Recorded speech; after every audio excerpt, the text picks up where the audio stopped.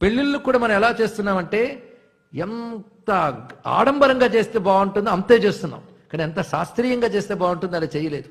కాంచీ యతీంద్రుడు శ్రీ శ్రీ శ్రీ చంద్రశేఖరేంద్ర సరస్వతి మహాస్వామి ఎన్నో మాలు చెప్పేవారు, వివాహాలకి ఇంత డబ్బు ఖర్చు అవ్వదండి, ఇంత అవసరం లేదు అసలు.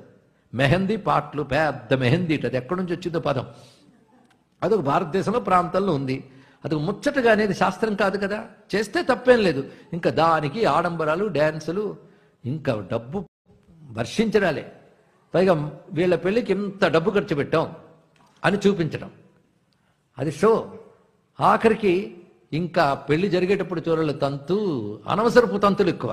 6 తలంబరాలు పోసుకునేటప్పుడు కూడాను ఏదో బియ్యం పోసుకోవడం లేదు, ఆ బియ్యంతో పాటు జీలు గుండలు, కలర్ కాగితాలు, నెత్తి మీద చెత్త పోసుకుంటున్నారు అనమాట. ఇక్కడ మరి అలాంటి పెళ్ళిళ్ళు ఎలా ఉంటాయండి ఇక్కడ.